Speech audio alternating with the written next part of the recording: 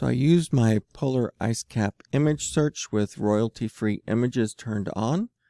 I did find this one right here, and this site is really nice because it actually gives you the link to the picture right here. I'll go ahead and copy that so you see how that works. And if I go back to my portfolio, you can see that I've pasted the image here and I pasted the link. So this first content block makes it kind of easy. You want to document what you use to make that AI background. So let's go ahead and use it over here. Let me copy this picture. You can do it straight from here. Right click and copy image. And then I've got an Illustrator file started here. First of all, I'm going to name this one reference and paste the reference image in there. It doesn't need to be that big, so I'm going to shrink it and put it up here in the corner. And then I'm going to make a new layer. I'm going to put it underneath and draw my rectangle covering my artboard. I often will make that a dark color so I really know when there's something there. So with it selected, I can use generation shape fill, or over here generate a shape fill. If this isn't there, then under properties with the rectangle selected, that's when these will show up. I can click on that, and let's go ahead and put a prompt in here. Let's see, polar ice cap scene with dark night sky. Just something simple. I'm going to add the style right here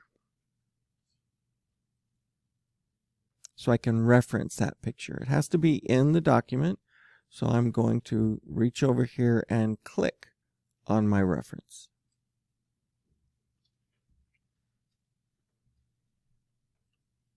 You've got a detail slider right here. Always have the shape strength up to high because we want as big a rectangle as we can get. And then you get to decide how much detail you want in it. I'll bring it down just a little bit. It depends on what your monster looks like. If it's a simpler monster, then having a huge level of detail might not look so good. Let's go ahead and generate. You can see the 3 options that are being made right now. Give it some time.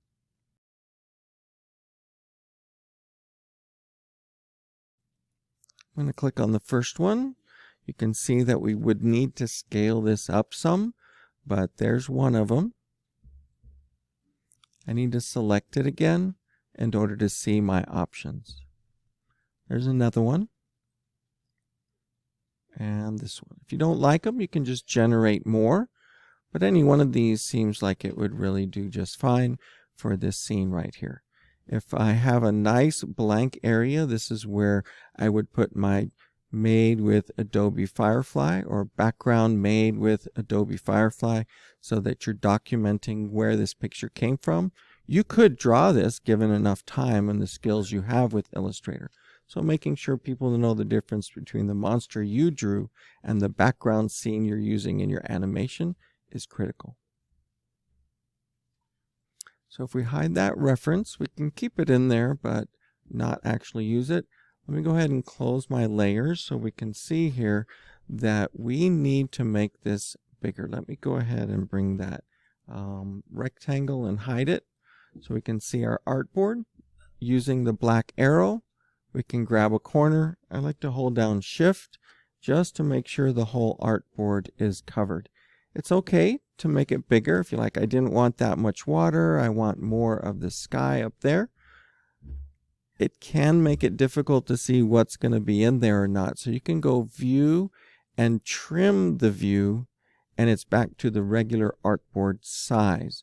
So you can have stuff that's off the artboard, but if you don't want to see it, that trim will simplify things quite a bit.